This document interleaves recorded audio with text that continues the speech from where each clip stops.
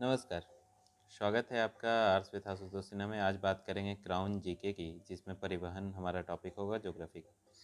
परिवहन का अर्थ होता है कि एक जगह से दूसरे जगह की आवागमन की सुविधाएं प्रदान करना। ये परिवहन अलग अलग हो सकती हैं, जैसे सड़क परिवहन, रेल परिवहन, जल परिवहन, वायु परिवहन।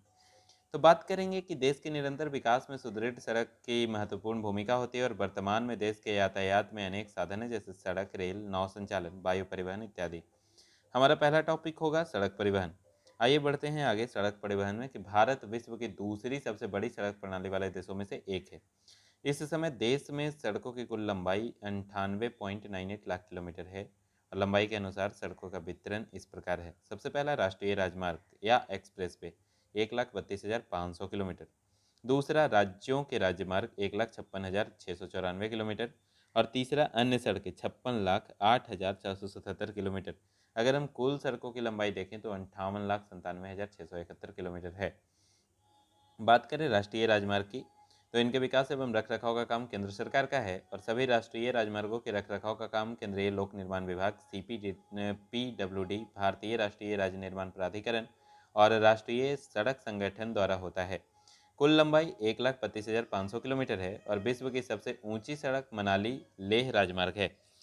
सड़कों की कुल लंबाई में इनका योगदान मात्र 2% ही है, परंतु ये 40% यातायात को सुविधा प्रदान करते हैं।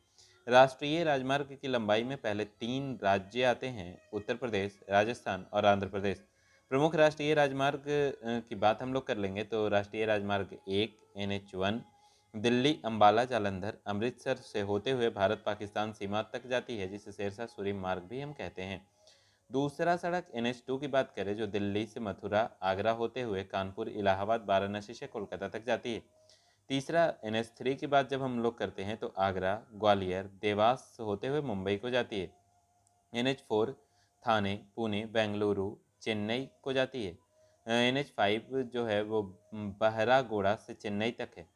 NH7 वाराणसी जबलपुर नागपुर हैदराबाद होते हुए बेंगलोर मदुरई से कन्याकुमारी तक जाती है और यह देश की सबसे लंबी सड़क मार्ग है, राष्ट्रीय राजमार्ग, जिसकी कुल लंबाई 2369 किलोमीटर है। आगे हम बात करते हैं NH8 की। NH8 दिल्ली जयपुर अजमेर होते हुए उदयपुर अहमदाबाद और बड़ोदरा को जाती है, बड़ोदरा से मुंबई तक। NH17 पानवेल से इड्डापेल्ली। NH24 दिल्ली से लखनऊ।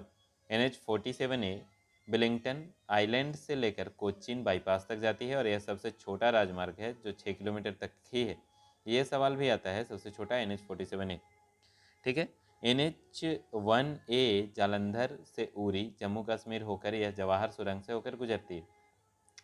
बात करें भारत के 4 शीर्ष लंबाई वाले राष्ट्रीय राजमार्ग की, तो 4 शीर्ष लंबाई वाले राष्ट्रीय राजमार्ग में पहला है NH7 2369 किलोमीटर, यह वाराणसी से कन्याकुमारी तक जाती है। दूसरा NH6 1949 किलोमीटर, यह कोलकाता से हाजीरा को जाती है। तीसरा NH5 1533 किलोमीटर, चेन्नई से बहरागोड़ा को जाती है। और चौथा NH15 1526 किलोमीटर, पठानकोट से लेकर के शाम खियाली तक जाती है। अगला टॉपिक है हमारा राजमार्ग। इन राजमार्गों के निर्माण तथा रखरखाव का कार्य राज्य लोक निर्माण विभाग का है और इनकी कुल लंबाई 1,56,694 किलोमीटर है। महाराष्ट्र में राज्य राजमार्गों की सर्वाधिक लंबाई है, इसके बाद तमिलनाडु एवं कर्नाटक के साथ द्वितीय एवं तृतीय स्थान पर है। राष्ट्रीय राजमार्ग विकास प्राधिकरण परियोजना NHDP national highway development program यह देश की सबसे बड़ी राजमार्ग परियोजना है, जिसका क्रियान्वयन राष्ट्रीय राजमार्ग प्राधिकरण द्वारा किया जा रहा है। इस परियोजना के 2 घटक हैं, पहला स्वर्णिम चतुर्भुज परियोजना और दूसरा उत्तर दक्षिण एवं पूर्व पश्चिम गलियारे। स्वर्णिम चतुर्भुज में दिल्ली मुंबई चेन्नई और कोलकाता जैसे 4 महानगरों को जोड़ने वाली सड़कें 5846 किलोमीटर लंबाई शामिल है। दूसरा उत्तर दक्षिण एवं पूर्व पश्चिम गलियारे, इसकी कुल लंबाई 7142 किलोमीटर है। यह उत्तर में श्रीनगर से दक्षिण में कन्याकुमारी तक एवं पूर्व में सिलचर से पश्चिम में पोरबंदर तक है। भारतमाला परियोजना की बात करें तो इस परियोजना के तहत सागरमाला के समाकलन में सीमावर्ती क्षेत्रों को सड़क संपर्क से जोड़ने, छोटे बंदरगाहों के लिए सड़क संपर्क सहित तटवर्ती सड़कों के विकास, राष्ट्रीय गलियारों की क्षमता में सुधार, आर्थिक गलियारों के विकास करना है। इस परियोजना के तहत लगभग 26,000 किलोमीटर लंबे आर्थिक गलियारे का विकास किया जाना है। केंद्रीय सड़क कोष की बात करें तो केंद्र सरकार ने पेट्रोल एवं डीजल पर अधिभार लगाकर केंद्रीय सड़क कोष स्थापित किया है। इस धन से राष्ट्रीय राजमार्गों, राज्य सड़कों, ग्रामीण सड़कों का निर्माण एवं रखरखाव आदि किया जाता है। सरकारी निजी भागीदारी की बात करें, पीपीपी, पब्लिक प्राइवेट पार्टनरशिप, तो अतीत में सड़क निर्माण का कार्य सरकार द्वारा ही किया जाता था क्योंकि संसाधनों की आवश्यकता, लंबी अवधि, अनिश्चितता, प्रतिलाभ आदि जुड़े कारक थे। सरकार ने यह निर्णय लिया कि राष्ट्रीय राजमार्ग विकास परियोजना के चरण 3 से चरण 7 तक सभी उप परियोजनाएं मुख्यतः सार्वजनिक निजी भागीदारी विधि से निर्माण प्रचलन और हस्तांतरण अथवा निर्माण प्रचलन और हस्तांतरण आधार पर आरंभ की जाएगी। विशेष त्वरित सड़क विकास कार्यक्रम, इस कार्यक्रम का उद्देश्य पूर्वोत्तर क्षेत्र के राज्यों की राजधानियों, जिला मुख्यालय और दूर दराज के क्षेत्रों के सड़क संपर्क सुधार करना है। इसने 10,141 किलोमीटर सड़कों का सुधार किया है। चरण 1 में 20,141 किलोमीटर राष्ट्रीय राजमार्ग एवं 20,58 किलोमीटर राज्य सड़कें हैं। इस कार्यक्रम की अनुमानित लागत 12,123 करोड़ रुपए है। सीमा सड़क संगठन की बात करें तो 1960 में सीमा सड़क संगठन की स्थापना की गई थी और इसका उद्देश्य